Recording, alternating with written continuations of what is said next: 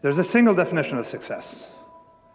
Look at yourself in a mirror in the evening and wonder if you disappoint the person you were at 18, right before people get corrupted by life. Let him or her be the only judge.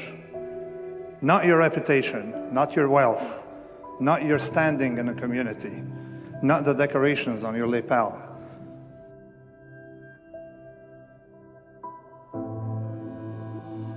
We bullshit each other. We bullshit ourselves. It's the hardest thing to do is not to bullshit ourselves. If we don't bullshit ourselves on some level, it's too painful to be alive. And that's what your art is.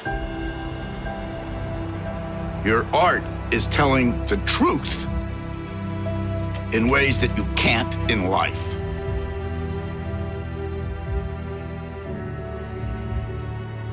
As long as I enjoy what I'm doing, I train hard, I have no regrets, and all I can do is give my best, then it's going to be fine, regardless of the outcome.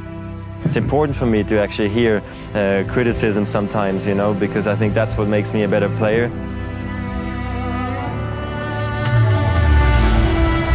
This thing, you're doing it for yourself. You're not doing it for anybody else. I think a lot of people just, they see you run and they say, oh, it looks so easy, it really looks effortless. But before it gets to that point, it's hard. It's like hard work. It's day in, day out sacrifice, day in, day out. You have a limited time to stay on Earth. It really gets into behaving in a rational manner and not getting in your own way. As I say, everybody here has the ability absolutely to do anything I do and much beyond. And some of you will and some of you won't. But it will, the ones that won't, it will be because you get in your own way. It won't because the world doesn't allow you to. It will be because you don't allow yourself to.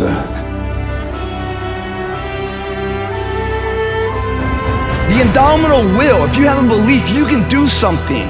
The only way you grow that, like in the gym, you grow your muscles by actually exercising them. You know, you grow the love of you and your wife by caring for them and having their back. To grow the individual will to become something, you must get comfortable with fear and failure. They must be your best friends. They're the only one that moves that needle of life.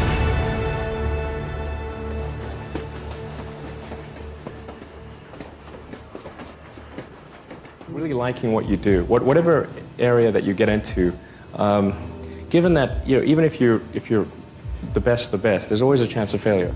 So I think it's important that you really like whatever you're doing. If you don't like it, life is too short. If you like what you're doing, you think about it even when you're not working. I mean, it's something that your mind is drawn to, and if you don't like it, you just really can't make it work, I think.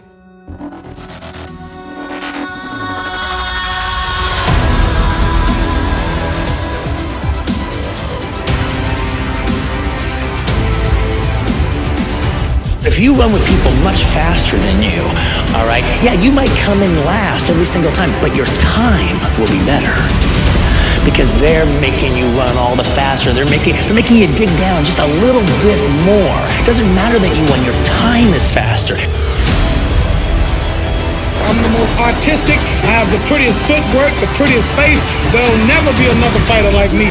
It seemed like a bad idea. Yeah, and I actually think that that's true for a lot of the best ideas, where it is that it's not that someone else can't do it, they actually can, and the odds are stacked against you, but I think often that belief in the fact that you just care so much about what you're doing is the only thing that kind of drives you to do it. Integrity, honor, character, discipline, sacrifice, due diligence, sweat equity, to see it through. The difference is not the genetic code, the potential, the reality of life, whatever that truth is, right? It's not as powerful as the perception on how you see it. No matter what happens, it's the perception on how you see it.